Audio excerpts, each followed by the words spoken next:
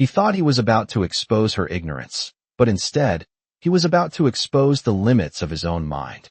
The lecture hall at Westbridge Institute carried a quiet prestige, the kind that echoed in polished oak desks and the soft hum of overhead lights reflecting off marble floors, where every student sat a little straighter, spoke a little sharper, and believed, almost religiously, that intelligence had a certain look, a certain polish, a certain pedigree. And that morning, Clara Whitmore did not fit any of it. Seated quietly in the back row in a simple gray cardigan, her notebook worn at the edges, her presence nearly invisible against a room filled with tailored blazers and confident voices, until Professor Daniel Hayes decided she would no longer be invisible, because men like him did not tolerate anomalies, especially not ones that disrupted the order he had spent years perfecting. And as he paced slowly across the front of the room, his voice calm, but edged with something colder, something deliberate, he stopped just long enough to let his gaze settle on her, the kind of gaze that didn't just see a person but measured them, reduced them, categorized them in an instant. And then he smiled, not warmly, but precisely, like a man about to make a point. "Miss Whitmore, isn't it?" he said, his tone carrying just enough volume to pull the attention of every student in the room. Conversations fading, pens pausing, heads turning one by one like a slow ripple across water, and Clara looked up, her expression steady, her eyes neither defensive nor eager, just present, which somehow made the moment stretch even tighter, because she didn't react the way he expected, and that, in itself, was the first quiet disruption, though no one noticed it yet. "Why don't you come up here?" Hayes continued, gesturing toward the board with a piece of chalk held lightly between his fingers, "and show us how you would approach a real problem."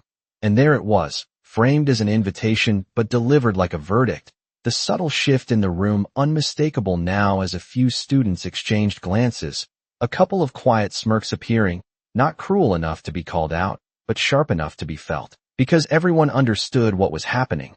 This wasn't participation, this was demonstration, and Clara, by every visible measure, had just been chosen as the example of what didn't belong. And for a brief second, the room held its breath, waiting for hesitation, for protest, for anything that would confirm the story already forming in their minds. But Clara simply closed her notebook, stood up, and began walking toward the front, her steps unhurried, the soft sound of her shoes against the floor echoing more than it should have in the silence, each step drawing more attention, more judgment, more expectation of failure, until she reached the board and stopped, her posture relaxed, her gaze lifting to meet the blank space in front of her as if it were not a stage but something quieter, something familiar. And behind her, Hayes turned slightly to face the class, his voice carrying that polished confidence that had earned him reputation and authority. "You see," he said, almost conversationally, "advanced mathematics isn't about guessing. It's about discipline, structure, understanding where you stand." And though he never said it directly, the implication hung clearly in the air. And then, without another word, he wrote the problem across the board, symbols stretching across nearly 4 feet of space. Dense, layered, the kind of equation that silenced even the strongest students. And when he stepped back, handing her the chalk with a small, measured nod, the message was complete, the trap was set, and every eye in the room fixed on Clara Whitmore, waiting for the moment she would prove them right. But she didn't move. Right away, she just looked at the problem, her expression unchanged, her breathing even, and for the first time, something subtle shifted in the air, something no one could quite name yet, because she didn't look lost, she looked like she was remembering.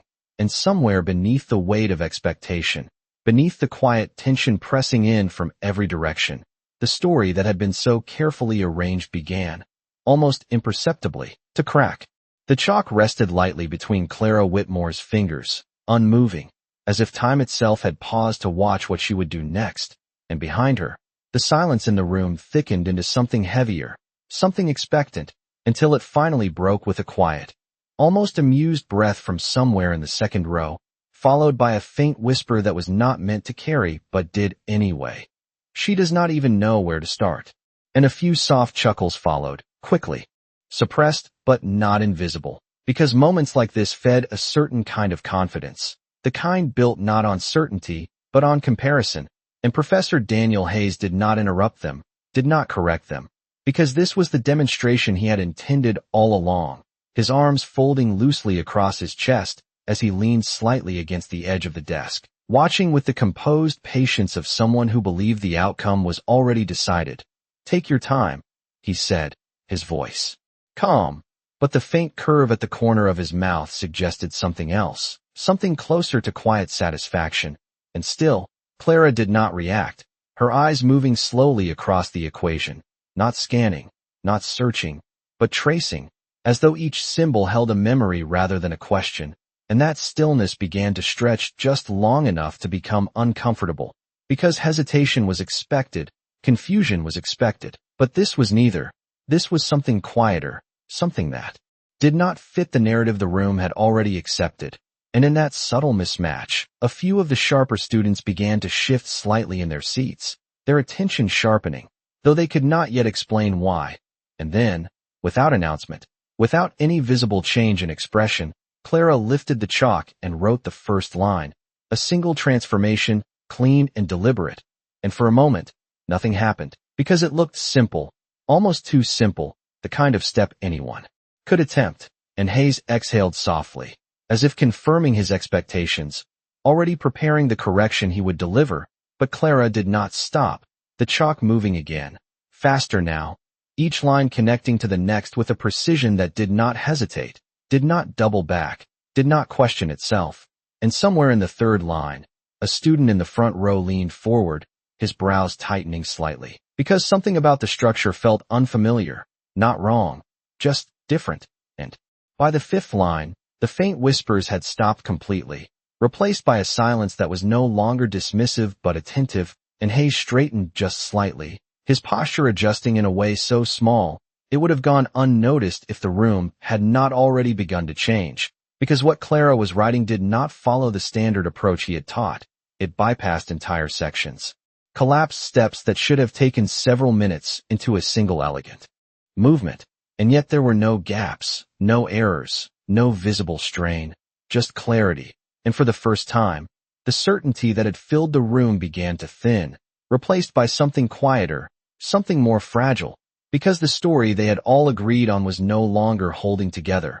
And Clara, still silent, still composed, continued writing as if none of it mattered, as if the weight of every eye in the room did not exist, as if this problem was not a performance but something she had already solved long before she ever stepped to that board. And somewhere behind her, without meaning to, Professor Hayes took a small step forward, his gaze narrowing just enough to reveal the first crack in his composure, because he was no longer watching a mistake unfold, he was watching something he did not immediately recognize. And that, more than anything else, was the beginning of his undoing. The chalk no longer sounded tentative against the board. It moved with a quiet confidence that filled the room more completely than any voice could, each stroke deliberate, each line unfolding with a logic that did not ask for approval. And by now no one was whispering anymore. No one was shifting or smirking, because something had changed in a way that could not be undone, the kind of shift that happens when certainty gives way to doubt, and doubt begins to take root in places that once felt unshakable. And at the center of it all stood Clara Whitmore, still composed, still silent, her focus fixed entirely on the equation, as if the room behind her had disappeared, as if this moment had nothing to do with proving anything to anyone. And that was precisely what made it impossible to ignore, because there was no performance in her movements, no hesitation designed to invite sympathy, no flourish meant to impress, just clarity. And it was that clarity that began to press against Professor Daniel Hayes in a way he had not anticipated, because by the time she reached the midpoint of the board, he could no longer map her steps onto any method he had taught. The structure was unfamiliar, not incorrect, not careless, but advanced in a way that did not belong in a classroom setting. And he stepped closer now, no longer leaning, no longer relaxed, his eyes tracking each line as if trying to catch a mistake before it could solidify. But there was none. Only a progression that seemed to anticipate complexity and dissolve it before it could take shape. And for a brief moment he opened his mouth, ready to interject, to redirect, to reclaim the authority that had always been his. But the words did not come, because he could not find the error, and in that hesitation, small but undeniable, the power in the room shifted again, this time more visibly, because the students saw it. The way he paused, the way his gaze lingered just a fraction longer than it should have, and suddenly the equation was no longer the only thing being evaluated.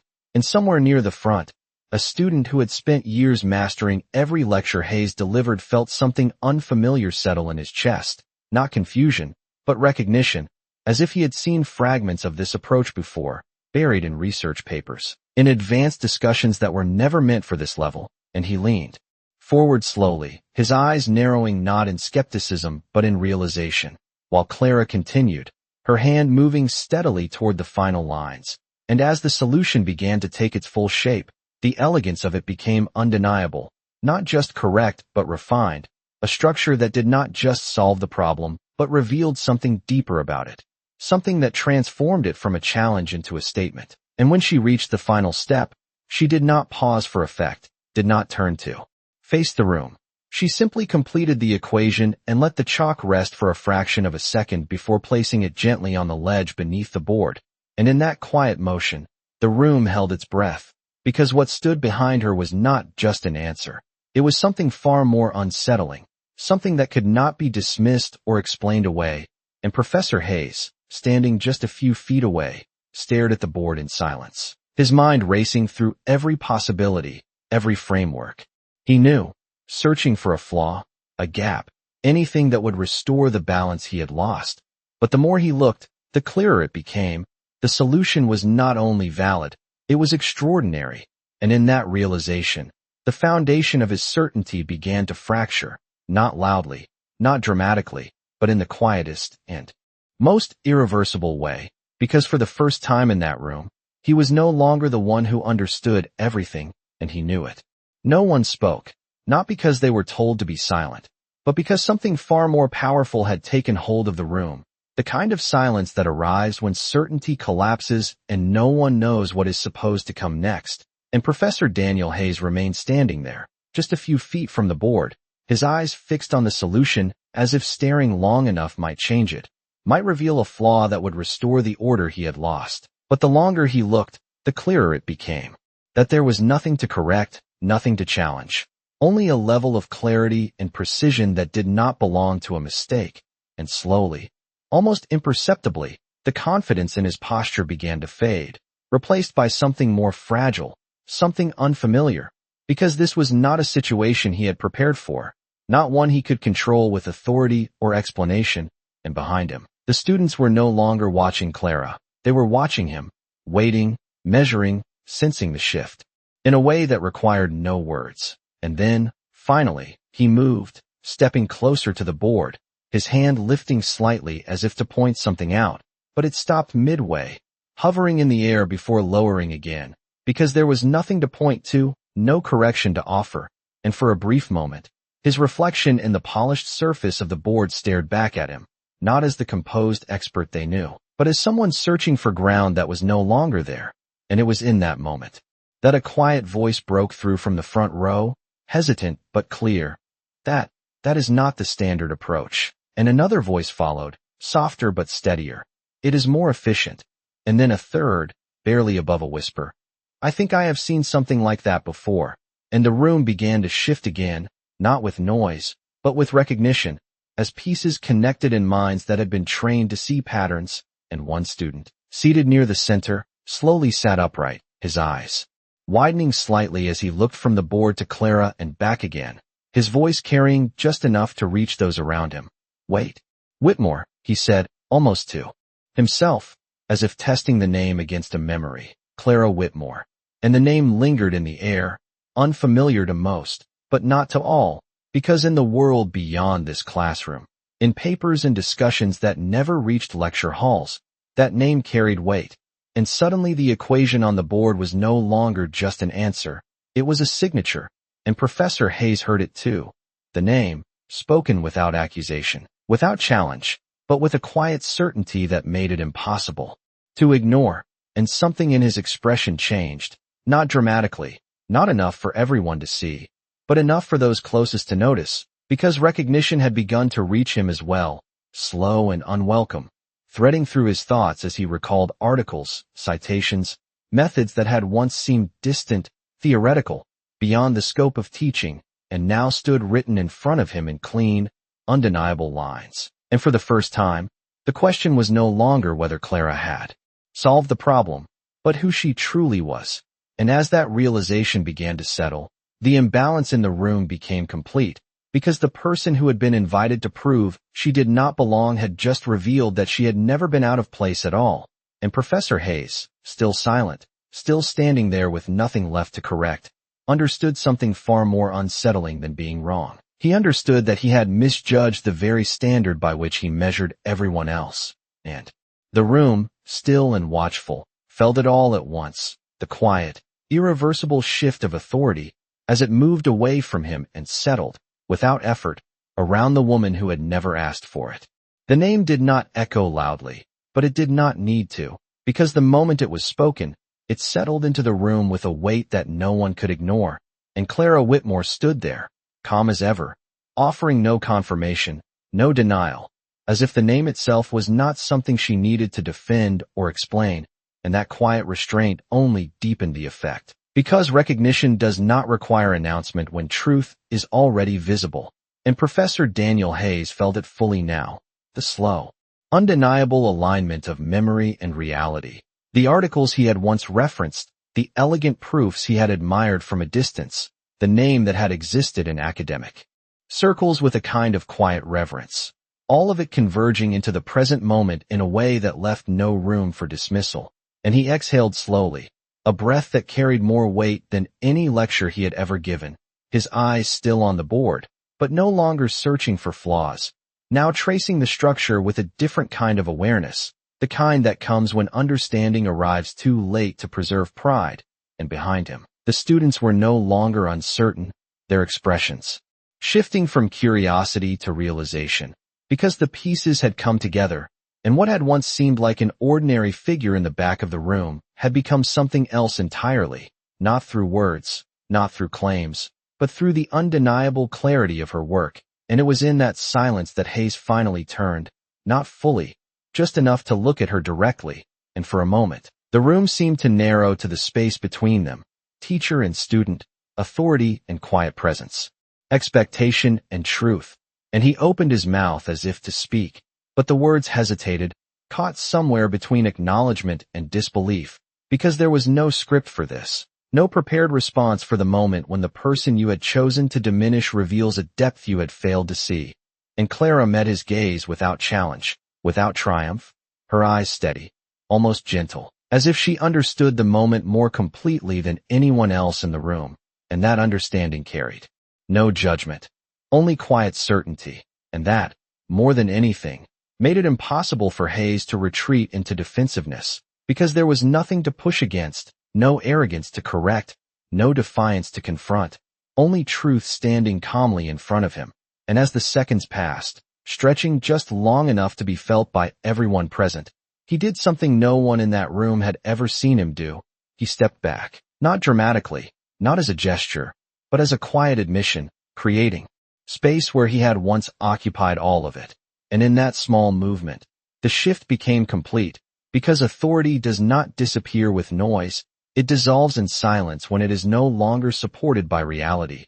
And the room felt it, deeply and unmistakably, as the balance settled into its new place, and Clara, having said nothing, having claimed nothing, simply reached for her notebook, her movements as unassuming as they had been when she first walked in, and without waiting for permission, without looking for approval, she turned and began to walk back to her seat, the soft echo of her steps returning, but this time carrying something entirely different, not doubt, not dismissal, but respect, quiet and undeniable, following her with every step. And no one spoke, no one interrupted, because some moments do not need words to define them. And as she sat down, opening her notebook as if nothing extraordinary had happened, the room remained still, held in the quiet aftermath of something none of them would forget. And at the front, Professor Hayes stood alone with the board behind him, no longer the center of certainty, but a witness to a truth he had not seen coming.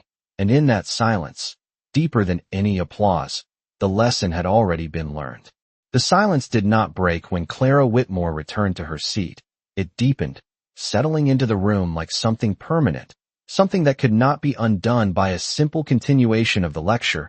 And for the first time in years, Professor Daniel Hayes found himself without immediate words, without the structured clarity that had always defined him, because the rhythm of authority he relied on had been interrupted in a way he could not quickly restore, and he turned slowly back toward the board, looking once more at the solution, not as a teacher preparing to explain, but as a student trying to understand, his eyes tracing the elegance of each step with a growing awareness that what stood before him was not just correct, it was refined beyond the limits of his own framework. And that realization did not arrive with humiliation, but with something quieter, something more difficult to confront, a recognition of distance between what he believed he mastered and what he had just witnessed. And behind him, the students remained still, not restless, not distracted, but attentive in a way they had never been before, because the center of gravity in the room had shifted, and they were all aware of it, even if none of them spoke it aloud. And then, finally, Hayes cleared his throat softly, the sound almost unfamiliar in its restraint, and when he spoke, his voice was still controlled, but the edge of certainty had softened into something more measured. "This approach," he began, pausing just slightly as if choosing each word with care, "is unconventional," and the word lingered, not as a dismissal, but as an acknowledgement that did not yet fully form, and he turned slightly, his gaze moving across the room before settling, briefly, on Clara, who sat quietly with her notebook open, already writing again as if the moment at the board had passed without significance, and that, more than anything, made it impossible to reframe what had happened as a simple exception, because she was not seeking attention, not holding on to the moment. She had already moved on, and that quiet detachment gave the entire experience a weight that could not be reduced to performance. And Hayes continued, his voice steadier now, though still carrying that subtle shift. "There are advanced methods that can simplify complex structures." And a few students exchanged glances, recognizing the careful language, the way he was repositioning himself within a reality he had not anticipated, not denying, not resisting, but adapting. And as he spoke, one student near the back raised his hand slowly, hesitation visible in the movement, and Hayes nodded, granting permission with a small gesture.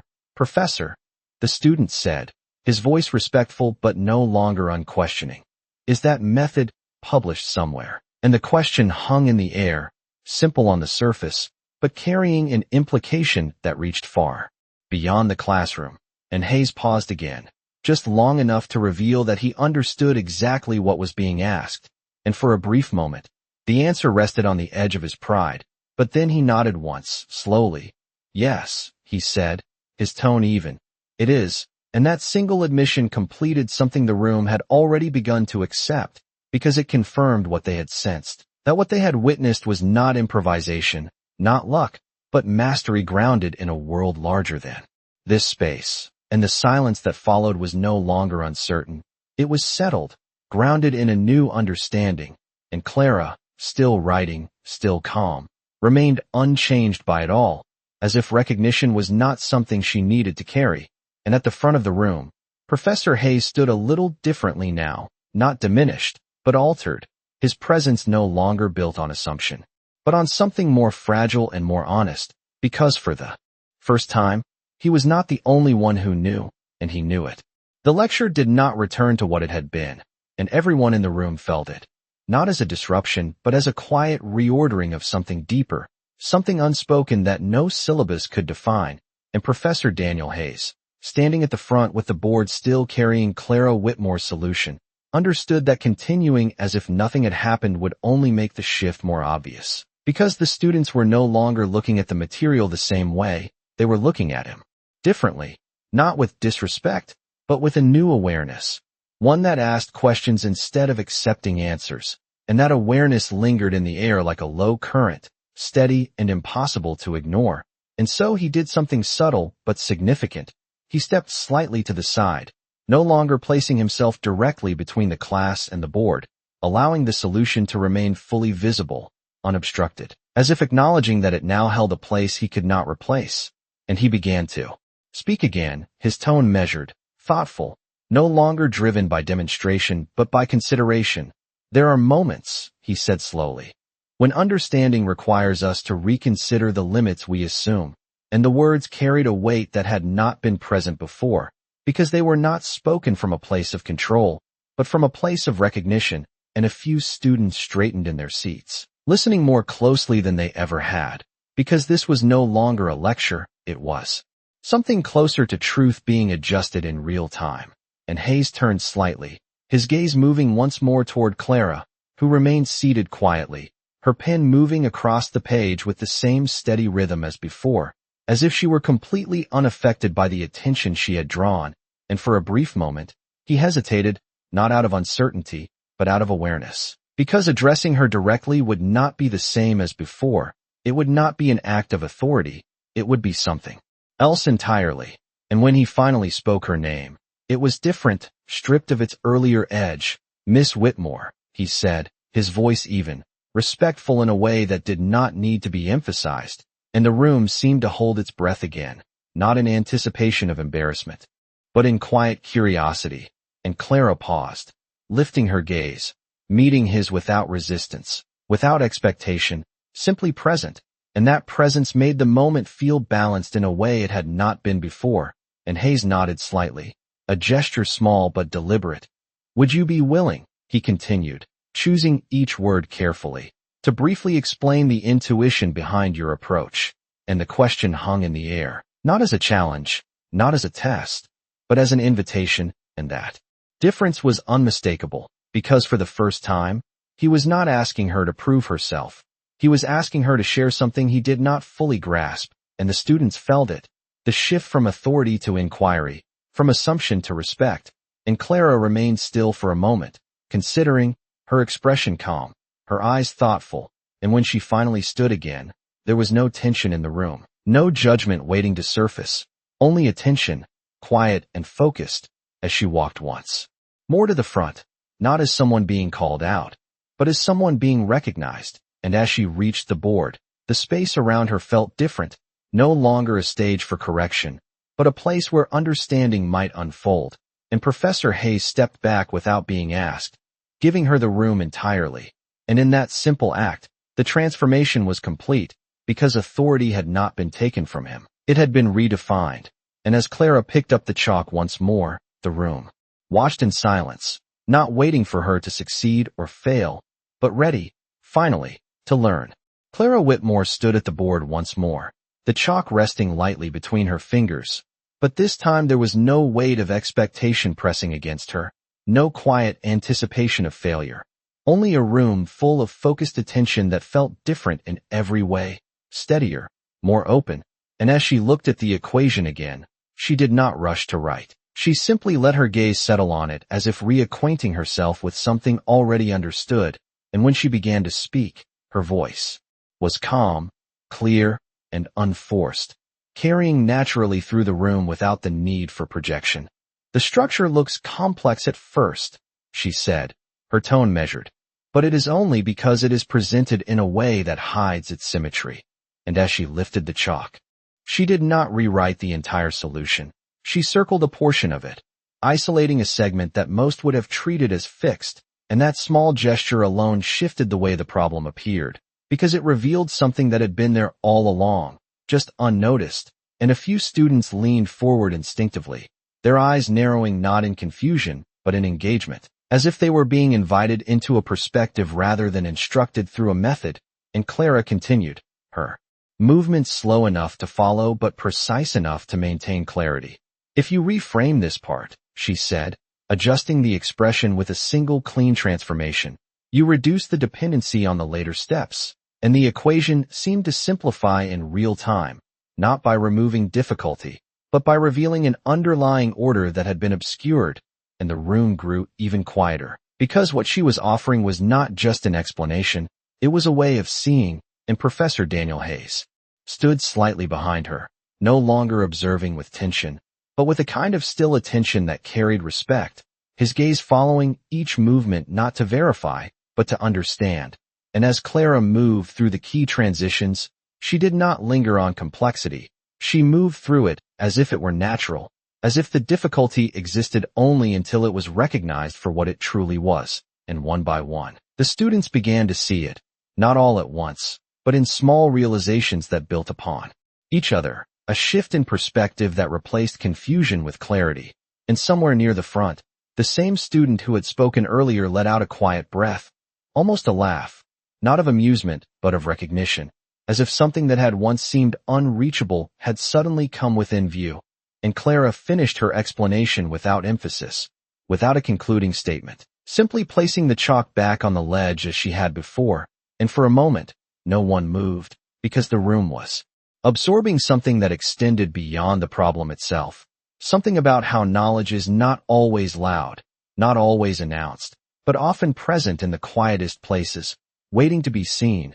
And then, slowly, almost instinctively, a few students began to nod, not to her, not to each other, but to the understanding that had just settled among them, and Professor Hayes exhaled softly, a sound that carried both acknowledgement and acceptance, because what had just happened could not be undone or minimized, it could only be recognized. And as Clara turned to walk back to her seat once more, the space she left behind did not feel empty, it felt changed, as if the room itself had shifted to accommodate a deeper kind of learning, and no one spoke, because in that moment, words would have only reduced what had just been understood, and the silence that followed was not empty, it was complete. The class did not end the way it was scheduled to, and everyone felt it as the minutes passed without the usual closing remarks, without the familiar summary that would neatly frame the lesson and return everything to its expected place, because there was no returning from what had just happened. And Professor Daniel Hayes stood quietly at the front, his gaze no longer fixed on the board, but moving slowly across the room, taking in the students who now sat with a different kind of attention, one that did not rely on his authority alone, and he understood, perhaps more clearly than anyone else, that something fundamental had shifted, not in the curriculum, not in the structure of the class, but in the way knowledge itself had been revealed. And for a moment, he allowed the silence to remain, not as a pause, but as acknowledgement, because some lessons cannot be spoken into existence, they must be witnessed. And when he finally spoke, his voice carried none of the earlier certainty, but something far more grounded. Mathematics, he said slowly, does not belong to any one person, any one method, or any one expectation.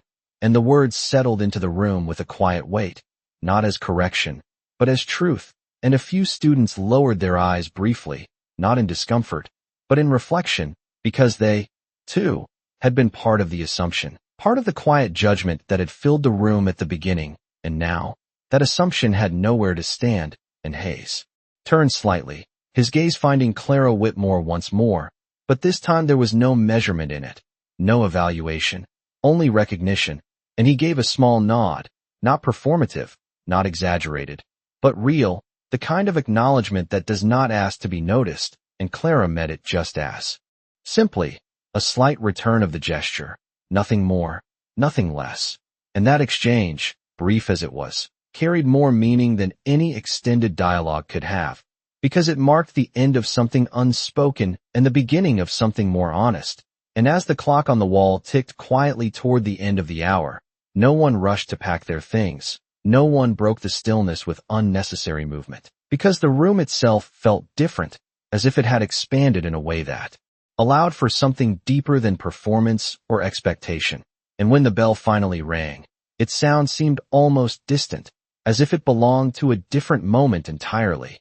And slowly, students began to gather their notebooks, their movements quieter than before, more thoughtful, and as they stood, a few glanced toward Clara, not with curiosity anymore, but with respect, the kind that does not need to be spoken to be understood, and she remained as she had been from the beginning, calm, composed, closing her notebook with the same gentle motion, unaffected by the attention, as if her place in all of this had never been in question. And as she rose and walked toward the door, no path needed to be made for her, yet space opened naturally, without instruction, without hesitation, and she passed through it without looking for acknowledgement, without claiming anything that had just occurred. And behind her, Professor Hayes remained for a moment longer, standing in front of the board that still carried her work, and he looked at it one last time, not as something to teach, but as something to remember. And then, quietly, he erased nothing, leaving it there as the room emptied, a silent testament to a lesson that had not been planned, but would not be forgotten, because that day, without raising her voice, without asking for recognition, Clara Whitmore had changed the way the room understood intelligence. And in the stillness that followed, one truth remained, clear and undeniable: respect is never demanded, it is revealed.